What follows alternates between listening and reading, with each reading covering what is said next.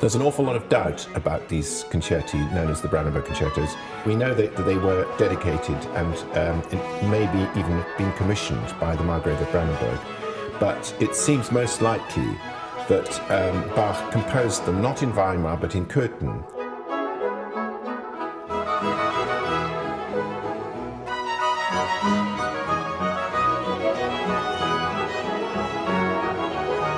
It was a sort of golden honeymoon period in his life. Here the prince was somebody who had enormous amount of affection for music making and for his own musicians.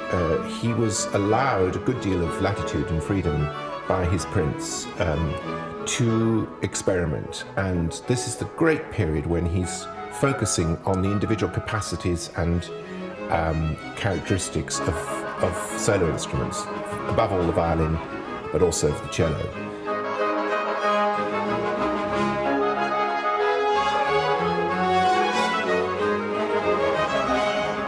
The thing about the Brandenburg concertos is that they are conversational, courtly music. There are 6 of them, and Bach writes for 6 totally different and fascinatingly varied groups of musicians. One feels almost as though he has singled out not just the individual characteristics of an instrument, but the individual character of the players.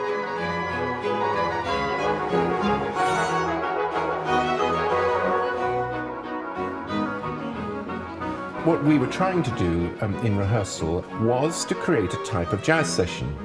It really is a sort of rock and roll.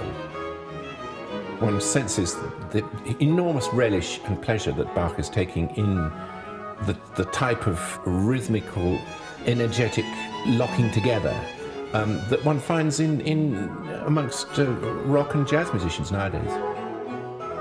Take the case of the first concerto, which is in many ways the grandest. Now, what are the horns doing there? The horns come in the first movement like hooligans, subversive hooligans, like 2 huntsmen who've come in from an extremely exhausting and probably very sweaty hunt and start playing their tantivys.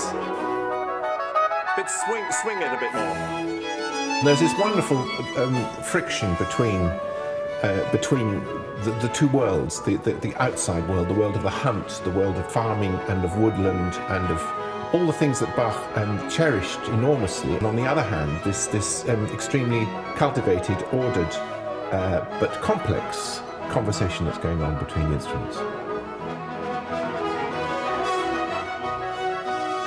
Having conducted all the cantatas now, and having seen the way that Bach recycled or reworked some of the Brandenburg concertos with a larger instrumentation in his cantatas, it seemed like a logical next step to do this. And I think that many people who love and know the Brandenburg concertos will be in for quite a few surprises when they hear not just the textural difference, but the interpretative differences between them.